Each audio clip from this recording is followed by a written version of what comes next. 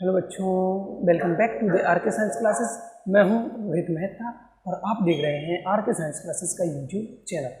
दोस्तों, आज बहुत दिनों बाद मैं आपके सामने फिर से आया हूं और अब मैं आपके लिए लाया हूं 12th बायो का चैप्टर नंबर 24, जिसका नाम है मानव का रक्त परिसंचरण तंत्र।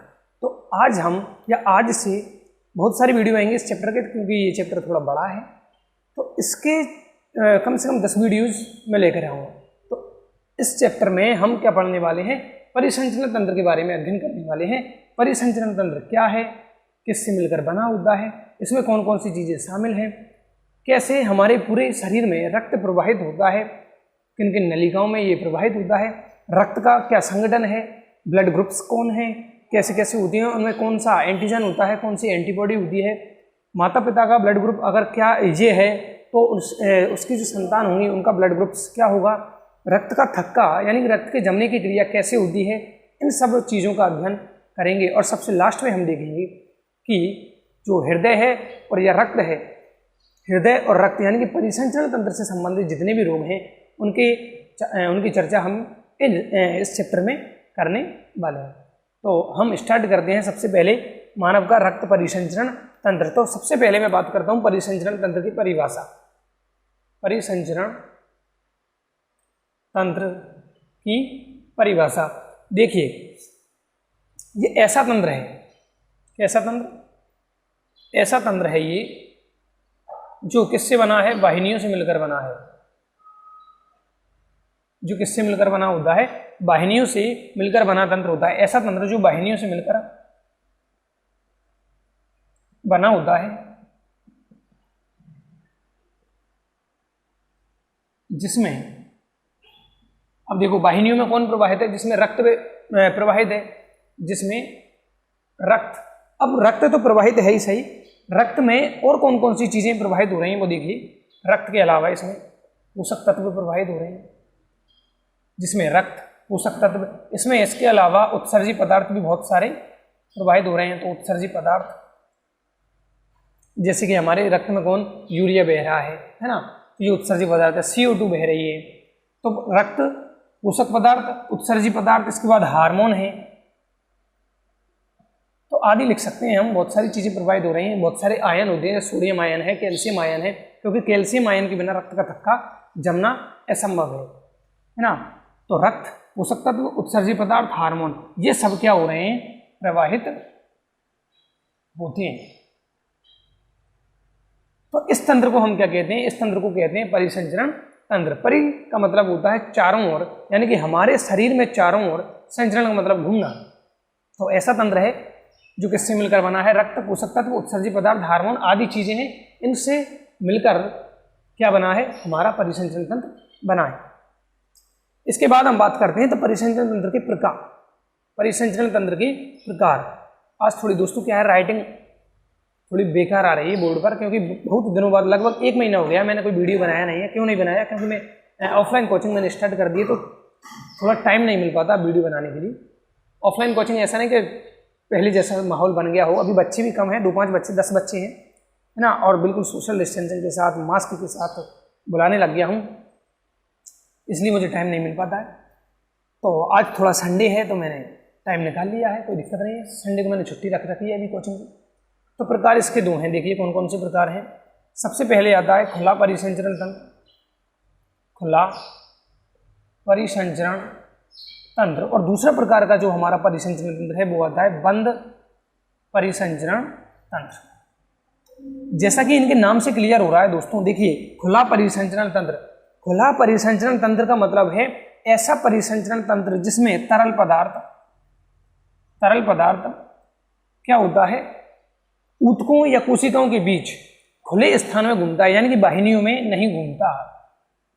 तो तरल पदार्थ वाहिनियों में प्रवाहित नहीं होता, है ना, खुला हुआ घूमता रहेगा, कोशिकाओं या ऊतकों के बीच ओपन मार्ग होगा, इसके लिए किसी नलिका की आवश्यकता नहीं होती है। और इसकी बात करें बंद परिसंचरण तंत्र की, तो इसमें तरल पदार्थ क्या होगा, जो वाहिनियां होंगी, जैसे कि सिरा है, धमनी है, केशिका है, तो उन वाहिनियों में बहेगा। तो इस रक्त को क्या कहेंगे, इसको बंद, यानी कि मान लो ये कोई नली है, इसके अंदर अगर ये रक्त बह रहा है तो इसको बंद प्रकार का परिसंचरण तंत्र कहते हैं। एक मिनट दोस्तों, तो यदि रक्त वाहिनियों में प्रवाहित हो रहा है तो इसको बंद परिसंचरण तंत्र कहते हैं, और यदि रक्त वाहिनियों में बंद नहीं है ना तो इसको क्या कहा जाएगा, इसको खुला परिसंचरण तंत्र कहा जाएगा। अब दोनों के एग्जाम्पल ले लेते हैं। सबसे पहले तो खुला परिसंचरण तंत्र की बात करते हैं। तो ऐसे बहुत सारे जीव जंतु हैं, ज़्यादातर कीड़े क्या है, इनमें क्या पाया जाता है, खुला परिसंचरण तंत्र पाया जाता है। तो कीटों में, इसके एग्जाम्पल की बात कर लें तो कीटों में, और इसके अलावा मोलस्का जो संघ है हमारा, मोलस्का, उसके जो प्राणी हैं उनमें क्या पाया जाता है, खुला प्रकार का परिसंचरण तंत्र इनमें पाया जाता है। दूसरे प्रकार की बात करते हैं बंद परिसंचरण तंत्र की।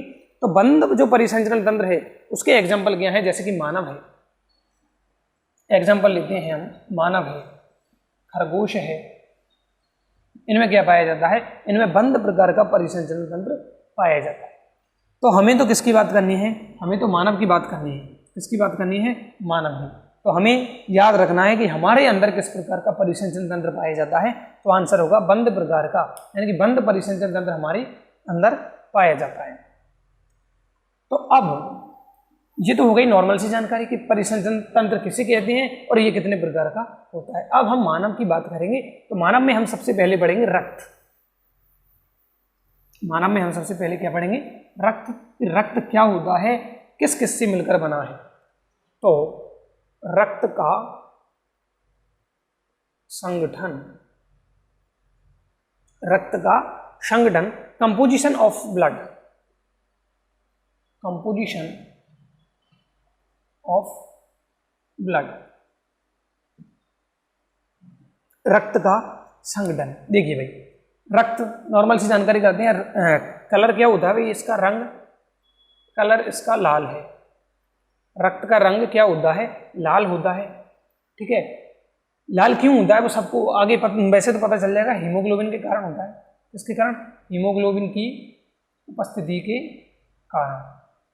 और हीमोग्लोबिन कहाँ होता है, हीमोग्लोबिन होता है आरबीसी में, आरबीसीज में। ठीक है, इसके बाद हम इसकी पीएच, जिस पर ज्यादातर क्वेश्चन आता है, वो इसकी पीएच होती है 7.4। रक्त की पीएच कितनी होती है, सबसे इंपॉर्टेंट क्वेश्चन है। रक्त की पीएच मान, रक्त का पीएच मान बताइए। तो पीएच मान कितना होता है रक्त का, 7.4, यानी कि ये हल्का। 7 से ज्यादा वाले पीएच वाले क्या होते हैं, क्षारीय। तो हल्का क्षारीय। तो रक्त क्या है, रक्त लाल रंग का द्रव है। रक्त क्या है, लाल रंग का द्रव है, जो हमारी वाहिनियों में यानी कि शिरा और धमनियों में या किसी गांव में प्रवाहित हो रहा है। इसका रंग लाल होता है, क्यों होता है, क्योंकि आरबीसीज में हीमोग्लोबिन पाया जाता है। और इसकी पीएच कितनी होती है, 7.4, यानी कि ये रक्त कैसा है, हल्का क्षारीय होता है। इसके बाद हम बात करते हैं, तो रक्त क्या है, रक्त एक तरल संयोजी ऊतक है। सबसे मतलब अगर परिभाषा पूछी जाती है पेपर में तो ये परिभाषा देनी है, रक्त क्या है, रक्त एक तरल संयोजी ऊतक है। रक्त एक तरल संयोजी ऊतक है। संयोजी ऊतक का मतलब तो होता है ऊतकों को जोड़ने वाला या कोशिकाओं को जोड़ने वाला या अंगों को जोड़ने वाला कह दें हम, संयोजी मतलब। ठीक है, तो ये एक प्रकार का ऊतक है, क्योंकि इसमें सेल्स पाई जाती है, सेल्स के ग्रुप पाए जाते हैं। बहुत प्रकार के सेल्स हैं, देखेंगे कौन कौन सी सेल्स हैं रक्त में। तो ऊतक है, जोड़ने वाला है। और तरल का मतलब होता है जिसकी आधात्री, क्योंकि इसकी आधात्री मैट्रिक्स जिसे कहा जाता है, इसकी आधात्री किसके रूप में पाई जाती है, द्रव के रूप में, यानी कि प्लाज्मा। प्लाज्मा इसको कहते हैं द्रव रूप में होती है, प्लाज्मा या द्रव रूप में होती है। तो ये तरल है क्योंकि इसकी आधात्री क्या होती है, प्लाज्मा के रूप में पाई जाती है, द्रव रूप में पाई जाती है, इसलिए इसको तरल कहा जाता है। संयोजी ऊतक का मतलब मैंने समझा दिया, बहुत प्रकार की सेल्स हैं इसलिए ऊतक है। और संयोजी क्यों, क्योंकि कनेक्टिव टिश्यू है। क्या है ये, कनेक्टिव टिश्यू। तो रक्त एक तरल संयोजी ऊतक है क्योंकि इसकी आधात्री क्या है, प्लाज्मा के रूप में पाई जाती है। ठीक है दोस्तों, इतना क्लियर।